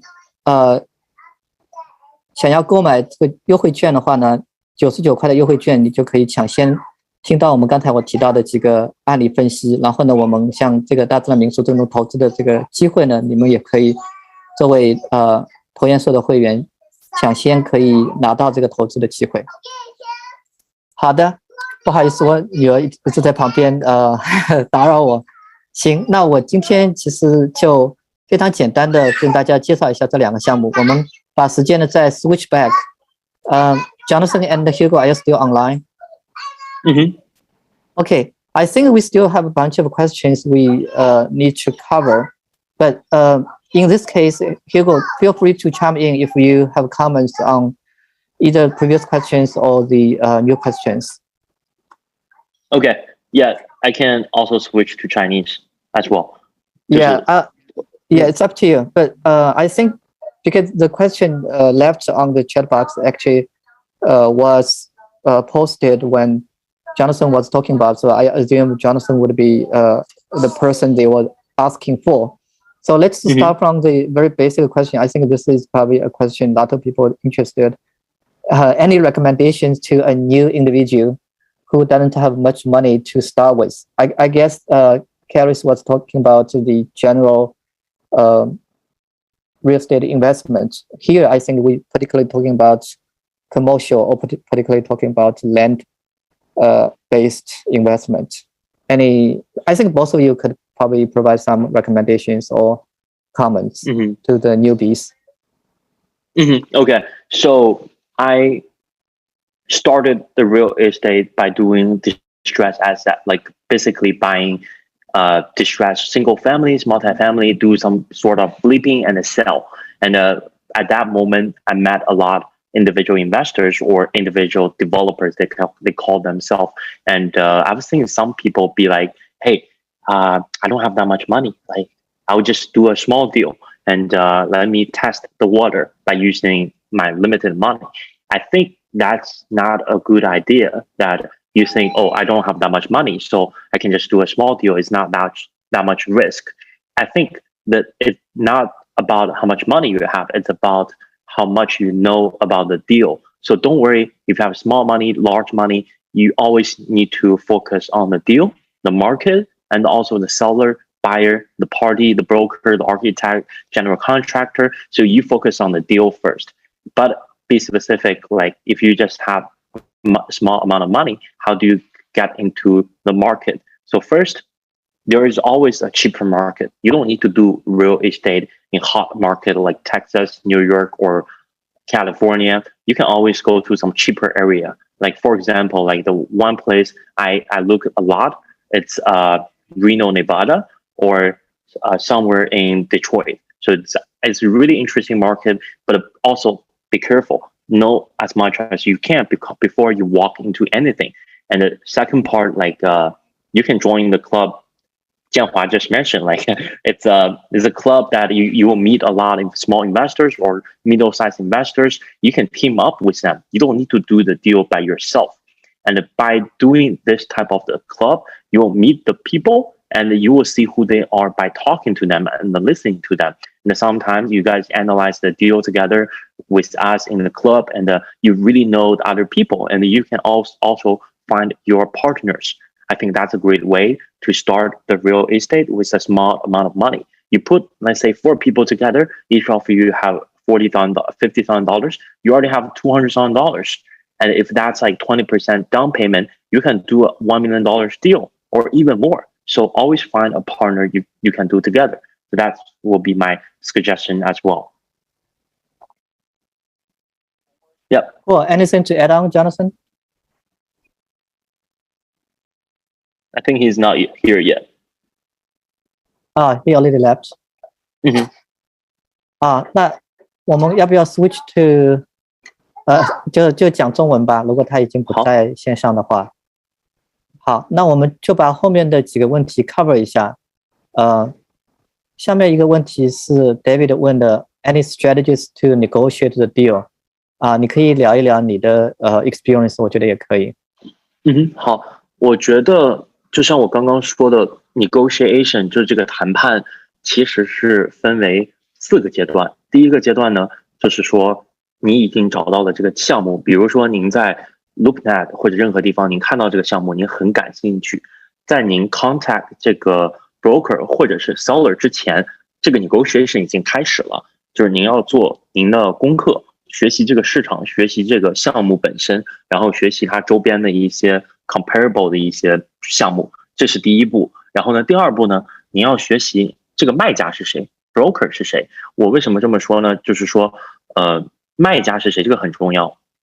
你可以问 broker， 就像刚刚我们聊的这个 story 嘛，他是谁啊？他为什么要卖啊？他是不是一个专业的地产投资人，或者是一个公司？这些都是你在学习的一部分。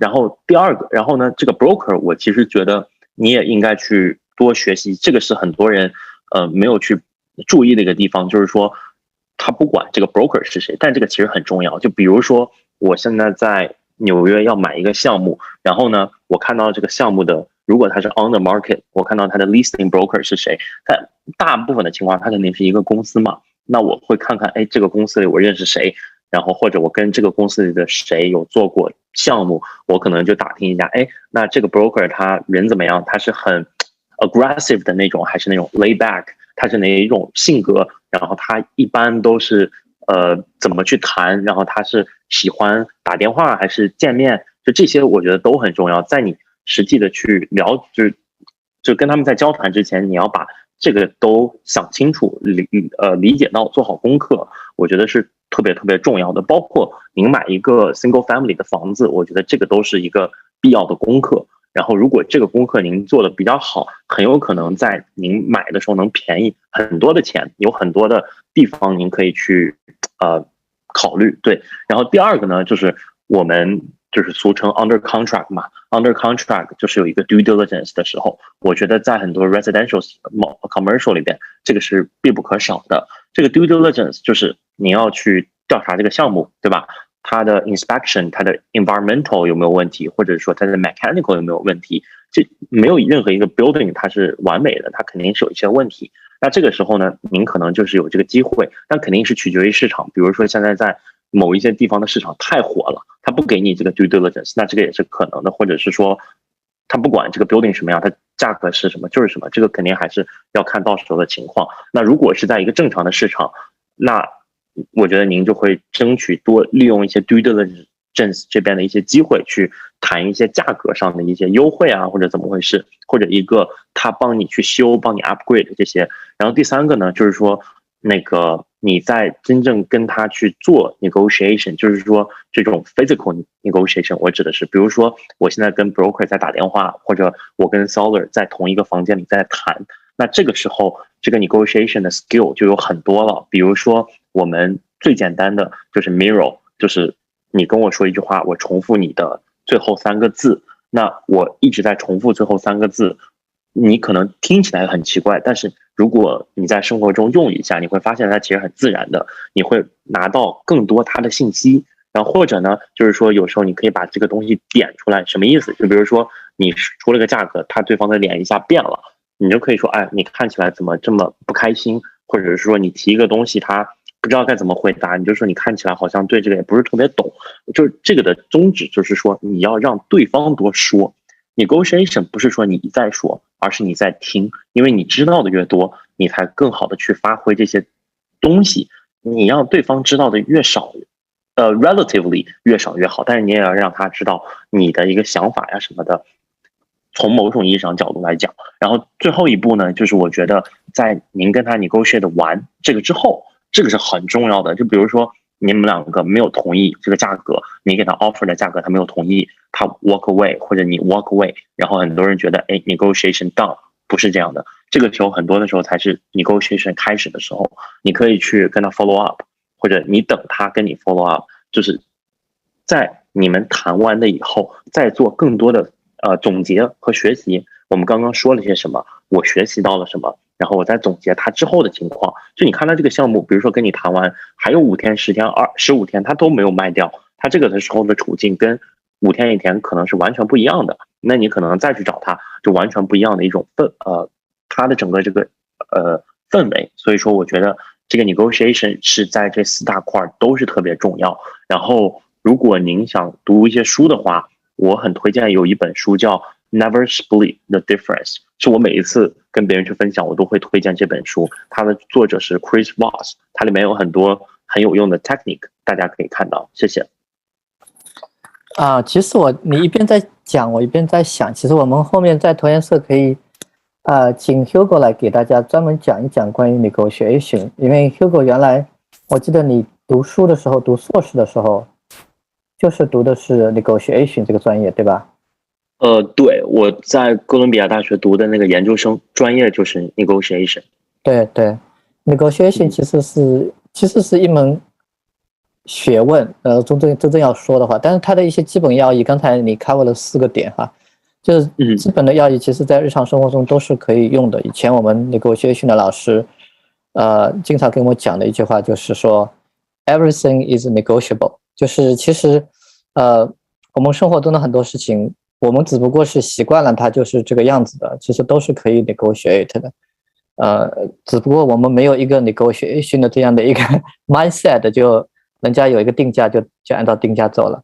那其实这个当然做房产投资的这个 negotiation 会更具体一点，对吧？因为我们有很多的 negotiation 的这个 strategy 是在做 deal 的过程中自己总结出来的，所以我是觉得，到时候可以请你可以把怎么说呢，理论和经验的2方面讲一讲。理论的东西我知道很多书本上是有，对吧？是有一套 negotiation 的这个理论基础的，但我是觉得可以在这个基础上，我们回头可以跟大家交流一下，怎么样把这些基础的听上去比较理论的东西转化到房产投资的这个 negotiation 上面，对吧？尤其是跟今天的 topic 是非常结合的。今天讲这个要跟 owner 直接打交道，那这个 negotiation 跟你2边都有一个 agent， 然后再来 negotiate 这个 deal 是特别不一样的。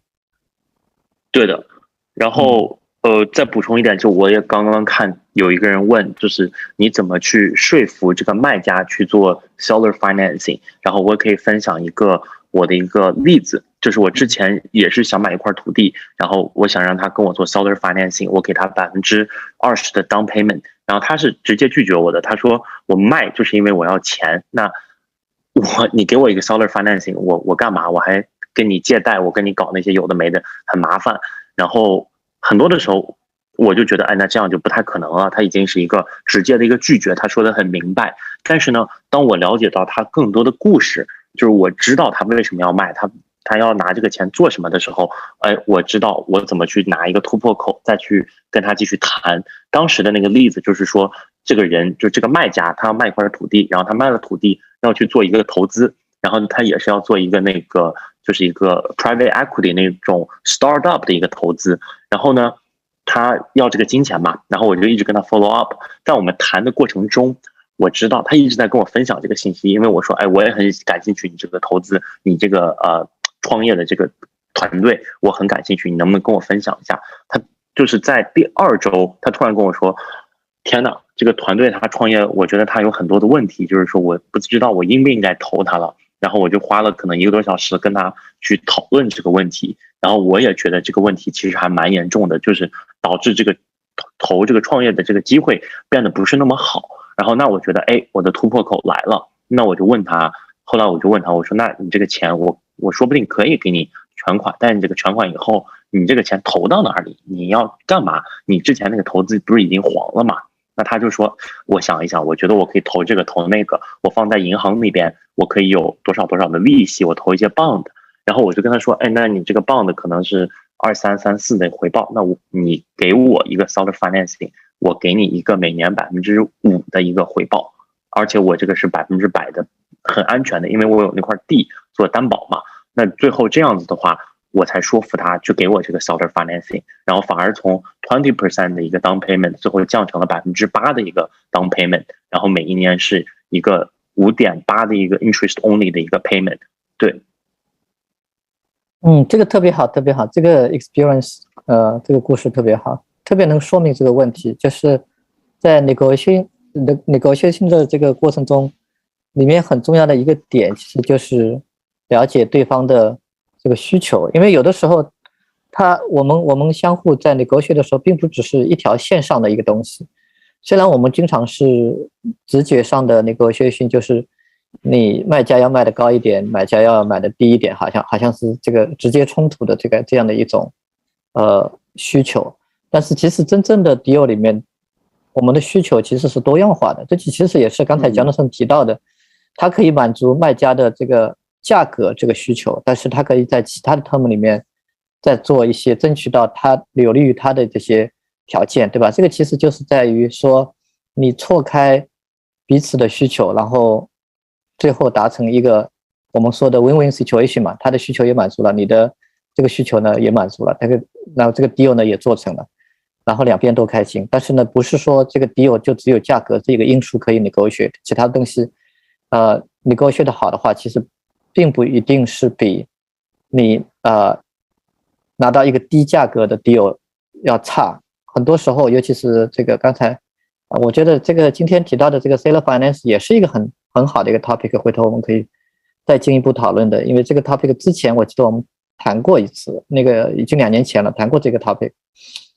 可以回头再把这个 topic 拿过来，大家可以再进一步讨论一下。它是一个很有意思的一个 concept。你会发现，其实在一些 term 比较好的情况下，你完全可以给 seller 更高的价格拿到这个 deal， 但是呢，因为通过这个 seller finance 这样的一种操作，其实你这个 deal 会变得比较好，或者说比低于原要价还要低的这个价格拿到，甚至还要好的 deal。这个我们要不就先聊到这里，这个 topic 也是挺有意思的一个 topic。然后我看我们可能Did you get the approval for rezoning the land before selling？ 这个应该是刚才我们讲 rezoning 这个问题的延续。我不知道这个你要不要 comment 一下这个？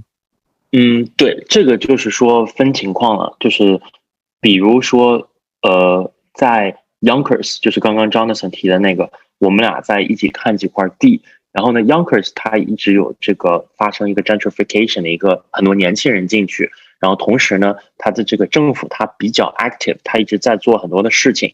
然后就举个例子来说， Yonkers 之前最主要的一个问题就是说它的这个停车的 requirement 要求特别高，就是说虽然你这个地方能盖很多房子，但是呢你必须要提供这么多的 parking， 那你这样计算的话，你会觉得不合理，你没有办法盖那么多的房子。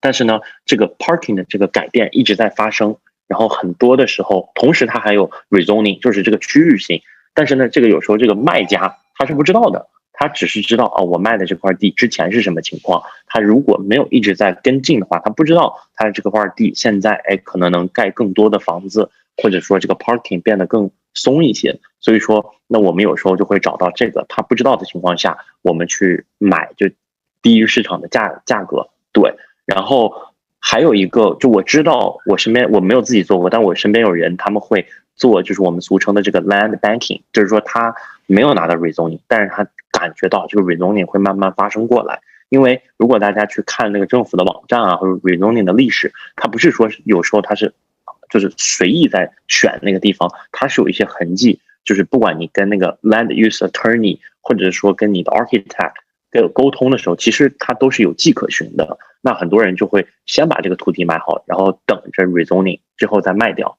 对，好的，我们可能正好时间也差不多了。最后还有一个问题是 Kelly 在问说，这个 seller financing 的前提是不是买家计划几年内卖出？这个我其实是可以 comment 一下，因为我自己有 seller financing 的一些 experience， 不一定就是都可以，或者说是不一定是说一定要在几年内卖出，然后把这个价格给就是最后那部分给填上。因为你还有一个 option， 最简单的就是你可以做 refinancing 嘛。如果这个价格往上提了的话，那你 refinancing 之后的这个钱其实就可以很有可能可以把原来这个卖价的那部分，就是在比如说5年以后或者几年以后可以把它填补完。那我听过的一个故事是关于有一个年轻人是要买一个自住房，他其实并不是要计划几年内卖出，那就是因为他在一开始的时候，他手上一方面是这个现金不是很充裕，另一方面的话，他自己去做 financing 呢，就是可能是 credit 或者他的working experience 没有比较 strong， 尤其是我们有一些刚开始全职做这个房产投资的人，他可能自己因为没有 W2 去做一些贷款，可能反而会有一些困难。那在有这些情况的前提下，其实去做 refinance 对于买家来讲是有一定的这个好处的。因为至少你可以把这个房子拿到手嘛。因为这个 refinance 毕竟也是一个买卖，它不像是这个 leasing option， 它只是一个 leasing， 对吧？这个房子的 ownership 是在卖家那里，这个 seller finance 的房子的这个 ownership 是在买家那边的嘛。那么你仍然可以是赚到这个房子 appreciation 的那部分。所以当然刚才 Jonathan 讲的那种情况，就是这个他看到了这个价值洼地嘛，就是说无论是这块地还是这个物业，如果是他看到的这个价值，他认为通过比如说改变他的一些 zoning， 就甚至都不用改变 zoning， 就是改变他的这个物业的 type， 他能够非常快非常高的提高这个价格的话，那有可能他就是说啊，那很快就把它卖掉了也说不定。那也有可能后面做个 refinance 他就可以退出来了。所以我觉得答案是不一定。我不知道 Hugo 有没有 comment。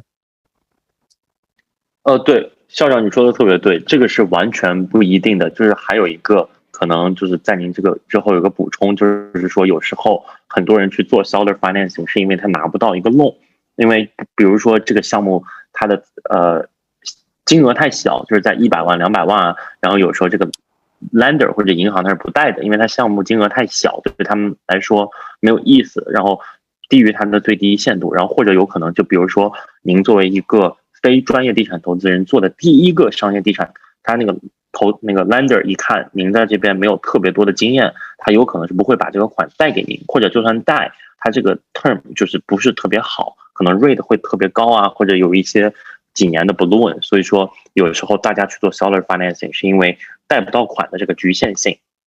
对。刚才我好像 skip 了那个 David 的问题，他又 post 了一遍，谢谢。Deserts like Nevada or Arizona are great places for solar use due to lots of sunshine. 我 personal 的理解是 yes 我不知道那个 Hugo 你有没有其他的 comments？对的，这个是肯定，因为那边有很多的这个太阳能嘛，然后呢，太阳能那边的日照时长也比较长，但是呢，同时它可能需要考虑一个问题，就是说一个地方如果特别适合的话，那它的竞争也是比较激烈的。那您要考虑两方面，一方面是您把地租给这些大的太阳能公司，那这个是肯定没问题。但如果您想自己做这个 solar farm， 那有时候您竞争的这些人就是一些大的公司，可能就会比较困难。所以说这个肯定是还要根据自身的这个情况去做考虑。这个我可以加一句好吗？因为 solar farm 我也做过一点研究，实际上 solar farm 不是所有地方都可以的，它是需要就是当地的电网的情况。如果你是在一个很偏僻的地方，然后附近没有用电需求的话，实际上是有一定的问题的。然后我其实如果就是大家有兴趣的话，我其实是有一个是在 Clubhouse 认识的，他是专门做这个，他是在电方，就是他做过几个比较大的项目，对电的方面了解很清楚的。就是说它里面有一些这个有一些 trick 的，就是之前那个我想是 Hugo 还是谁讲的，实际上就是说你需要跟别人联系，然后别人在评估你的这个地方是否合适啊什么，其中就是跟电网的关系、电网的位置啊什么都是有关系的。我就补充这一点吧。对，如果你 local 到一个点的话，是这个样子的，这个 point 非常对。David 的问题里面更多的好像是关于这两个州哈，所以我觉得日照时间显然是成正相关的。然后下面一个问题，刚刚那个 Caris 又问了一个问题，这个问题也是一个很好的，今天晚上的问题都特别好。Seller financing 对卖家有什么好处哈？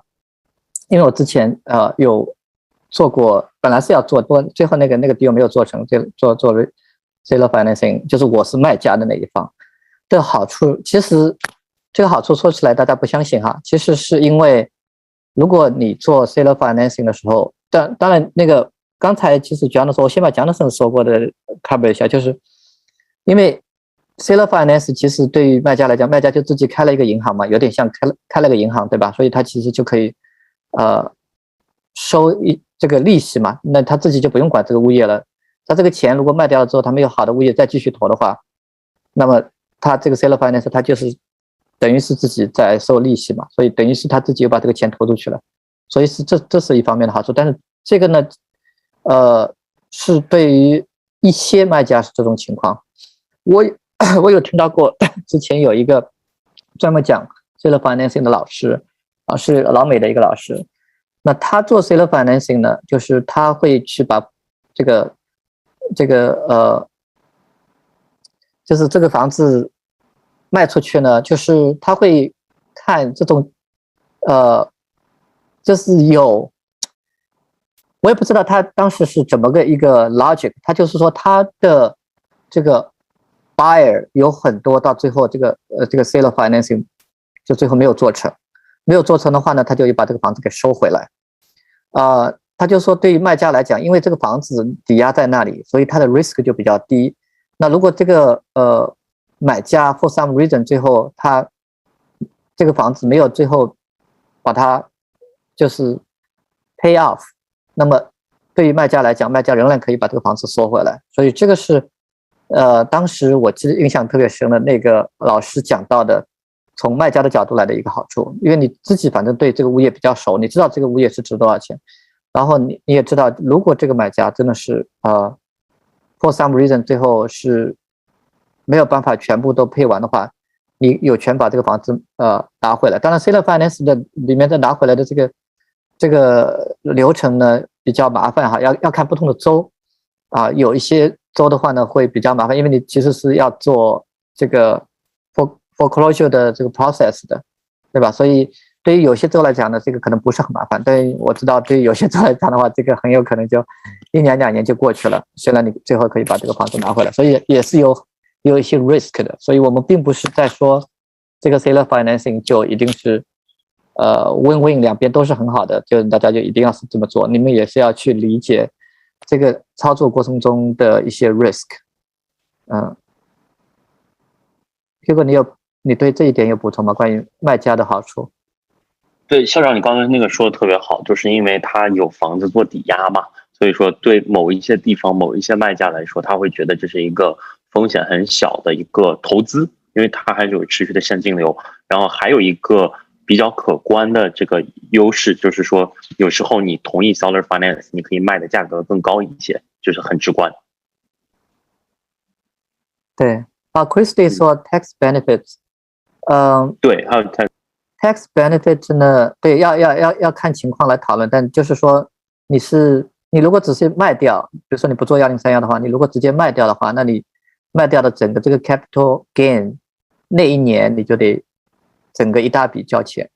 但是如果你是做 seller financing 的话，因为你的钱是一部分一部分的进来的，那么你每年理论上来讲就是那一部分一部分的钱按照小份的这个钱去交税。那从数学上计算的话，很有可能因为你一小部分每年交的话，你的 category 可能是在比较低这个税率的 category 里面的话，你有可能这个税务会小一些，税务压力会小一些。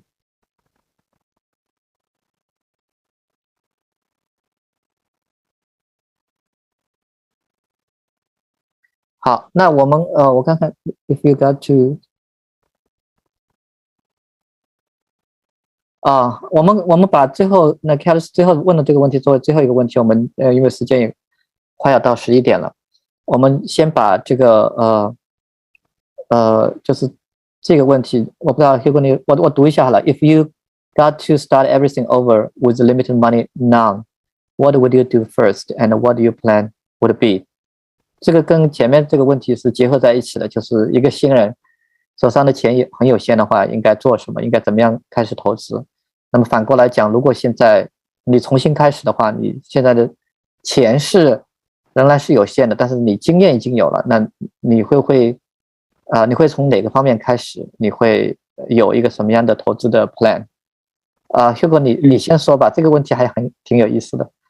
好的，我觉得第一步不是去看市场或者看项目，我觉得第一步是先看自己，就是说我是谁，我在哪儿，我在做什么，就是我自己的自身的financial 的情况是什么，然后我想在5年10年之后达到一个什么样的目标。那这样的话，您对自己有一个认知的时候，才知道什么样的项目是适合的。那从另一方面来讲，对自我认知就是说，那我自己的优势是什么？因为有的人投资人他是 CPA、CFA，或者说有的投资人他本身就是 architect， 那他通过自己的优势，可以在他投资的这个项目上发挥更多的长处，就是说他可以比别人更了解这个项目。所以说我觉得这个也是很重要的，就是说一定要对自己有一个清晰的认识。那在这个之后呢，我觉得就是说当做投资的时候有2个最重要的，第一个就是说了解这个市场和项目，这个是无可厚非的。第二个呢，就是说我刚刚提到的与别人一起走，因为这个是肯定某种意义上来说，就是说3个臭皮匠顶个诸葛亮嘛。那你找到合适的这个 partner， 或者是说包括你给别人投项目，那你找到一个合适的人，你觉得可以有这个互相取长补短的地方，那我觉得这个是很重要的。对，谢谢。特别好，特别好。我就补充一个点，我就是希望，就如果真的是我自己个人的话，我会希望我start as early as possible。我说的这个 start 其实就是说，就是 put my hands on， 就真的是实实际际的去买一个房子做投资这件事情。我现在真的是希望自己能够更早的开始。其实我们说是任何时候开始都不算晚，反正你是开始了。但我其实就是说，从我自己个人的角度来讲，我是觉得房产投资是一个很基于知识和经验的一个投资。我觉得跟我之前做过一段时间的股票投资感觉不一样的地方，就是很多的东西它不是纯粹是一个就是赌徒心理，更多的是说你有一个什么样的策略，你观察你这样一个策略去执行它就是这种策略其实是跟自己的，刚才 Hugo covered 的就是说你自己的个人的 background， 包括你个人的风险承受能力是相关的这是一方面。但我是觉得很多东西，包括我们经常聊到的就是风险承受能力。其实说实话，一开始你投资的时候，你一定要说你自己的风险承受能力在哪里，你可能也不是特别清楚的。房产投资很多事情真的是要做起来，你才会更了解自己，也更了解这个市场，也更了解自己后期做房产投资最适合你的 strategy。所以我会说，虽然一开始这个 limited money， 大家每个人都是 limited money 到后面的话，你有一些 relationship 了，你可能可以开始做 syndication 什么基金什么，但是一开始肯定不可能做不来，大家都是 limited money。我是觉得一开始可能更缺的是 limited experience 和 limited networking， right？ 所以我是觉得与其如果现在在听的听众里面还是有一些从来没有做过任何投资的话，我会觉得说尽快的实际进入到这个领域去把整个比如说买房子的流程走一遍啦，或者刚才我们提到 seller financing， 如果很多人真的是感兴趣的话，那实实际际把这个事情去做一遍。其实房产投资里面有很多领域嘛，对吧？那我们今天讲到的土地投资，我也知道其实真正我们房地产投资里面可能90%的人都是在做房产投资的，只有可能更少于10%的人是真正是说做土地投资的。那如果对土地投资你感兴趣的话，我会建议你说jump in， 对吧？因为有些 land 其实并没有那么的贵。我们刚才虽然讲座里面讲的是曼哈顿的这个 land 上来就是几个 million， 对吧？那像我的话，我就特别清楚，我原来是从我上个月刚刚 move 到 DC 这边嘛，原来是在 Milwaukee、Wisconsin 那个地方，我周围看到的 land 在卖的，真的都是很便宜，就是几千块钱一个很大的一块 land 所以我是觉得，如果那个时候我觉得我如果要投资土地投资的话，那我那个时候就可以试一试就反正就是从小的开始做起，从便宜的开始做起，先做一些事情，让自己实际的知道一些操作的流程。我觉得这个是我如果能够回去跟以前的自己讲，我会讲说你赶紧开始吧，不要等，不要在那里观望。好，行，我们今天啰里吧嗦已经聊了2个小时了，今天稍微有点 confused 就是我们一开始是英文的，然后后面又切换到中文。那最后呢，我是特别要感谢 Kiki 和 Lotus 他们2位是我们今天这个活动的主要的组织者。那同时呢，我们想提醒大家，就是我们刚才我提到的这个投研社和我们这个土地课程这2件事情呢，大家 keep in mind，因为我们就今天是26号，就没几天了。后面所有的这个课程，如果大家感兴趣的话，都尽可能的在这几天内报名。其实包括其他的课程哈，因为我们今年年度的这个价格的调整就会在9月初的时候更新，所以这段时间大家抓紧报名。行，那我们基本上都 cover 了。我看 Lotus 在给大家发链接。Lotus 我不知道你那边有没有我没有 cover 到的 information， 也要跟大家简单再 catch up 的，不然的话我们就今天的分享到此为止。今天谢谢 Hugo， 然后谢谢校长，然后你们都辛苦了。